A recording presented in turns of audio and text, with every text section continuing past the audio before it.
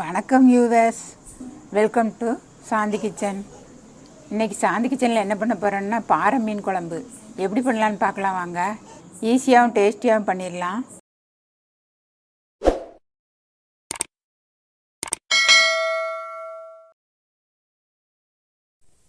பாறை மீன் குழம்பு வைக்கிறதுக்கு நான் 1 kg பாறை மீன் வாங்கியிருக்கேன். இதை நம்ம கட் பண்ணி இப்போ க்ளீன் பண்ணிவிட்டு கொண்டு வந்துடலாம்.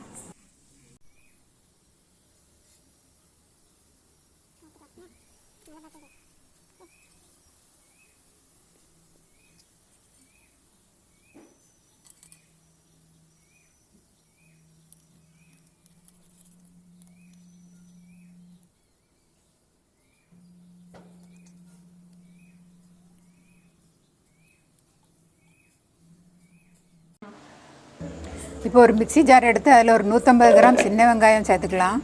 கூடவே 2 தக்காளி கட் பண்ணி வச்சுருக்கேன், அதையும் சேர்த்துக்கலாம். இது கூடவே ஒரு முழு பூண்டை உரித்து வச்சுருக்கேன், அதையும் இது கூட சேர்த்துக்கலாம். இது கூடவே இஞ்சி சேர்த்துக்கலாம். இந்த அளவுக்கு இஞ்சி சேர்த்துக்கலாம். இப்போ இந்த 4 பொருளையும் நல்ல மையாக அரைச்சி எடுத்துடலாம். இப்போ ஸ்டவ் ஆன் பண்ணி அதில் சட்டியை வச்சுக்கிறேன். சட்டி காஞ்சோடனே ஒரு 100 ml நல்லெண்ணெய் ஊற்றிக்கிறேன்.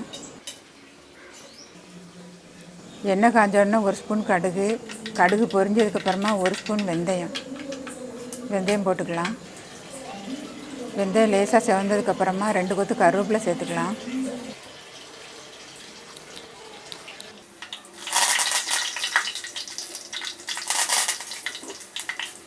ரெண்டு கொத்து கருவேப்பிலை சேர்த்ததுக்கப்புறமா நம்ம அரைச்சி வச்சுருக்கோம்ல வெங்காயம், தக்காளி, இஞ்சி, பூண்டு, அதை இது கூட சேர்த்துக்கலாம்.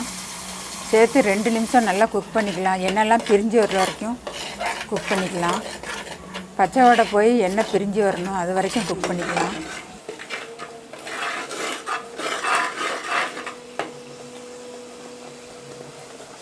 இந்த குழம்புத்தூள் எப்படி பண்ணுறதுன்னு சொல்லிட்டு நம்ம ஏற்கனவே வீடியோ போட்டிருக்கோம்.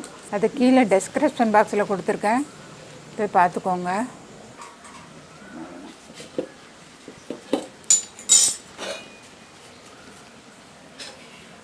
இந்த குழம்புத்தூள் கூட 1 ஸ்பூன் தனி மிளகாய் தூள் சேர்த்துக்கலாம். சேர்த்து நல்லா கலந்து விட்டுக்கலாம். சரி,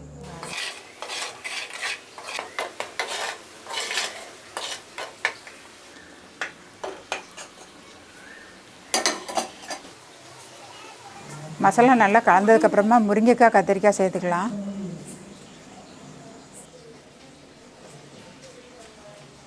சேர்த்து நல்லா கலந்து விட்டுருவோம். முருங்கைக்காய், கத்திரிக்காய் சேர்த்து நல்லா மசாலாவோட கலந்து விட்டதுக்கப்புறமா நம்ம அரைச்சி வச்ச மிக்ஸி ஜாரில் கொஞ்சமாக தண்ணி சேர்த்து அதை இது கூட சேர்த்துக்கலாம்.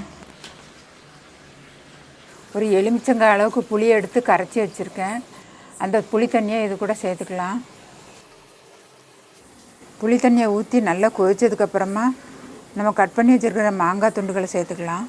அப்புறம் நம்ம சுத்தம் பண்ணி வச்சுருக்கிற மீனை ஒன்று ஒன்றா சேர்த்துக்கலாம்.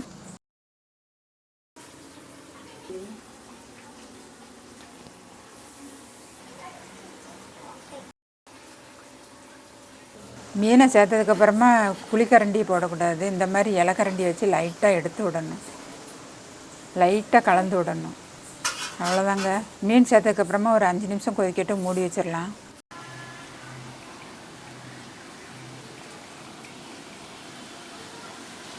இப்போ 5 நிமிஷம் ஆயிடுச்சு, நல்லா கொதிச்சிருச்சு.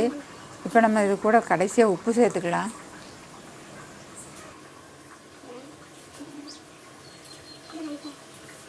உப்பு சேர்த்ததுக்கப்புறமா கடைசியாக ஒரு தடவை கலந்து விட்டுறலாம்.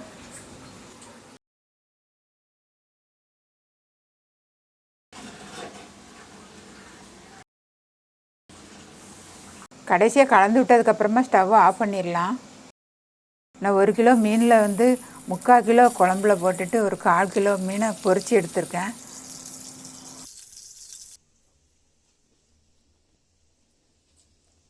அவ்வளோதாங்க, பாறை மீன் குழம்பு சூப்பராக ரெடி ஆகிடுச்சு. இதே மாதிரி நீங்களும் செஞ்சு சாப்பிட்டு பார்த்து எப்படி இருக்குன்னு கமெண்டில் சொல்லுங்கள். இந்த வீடியோ பிடிச்சிருந்ததுன்னா உங்கள் ஃப்ரெண்ட்ஸ், ரிலேட்டிவ்க்கு ஷேர் பண்ணிடுங்க. தேங்க்ஸ் ஃபார் வாட்சிங்.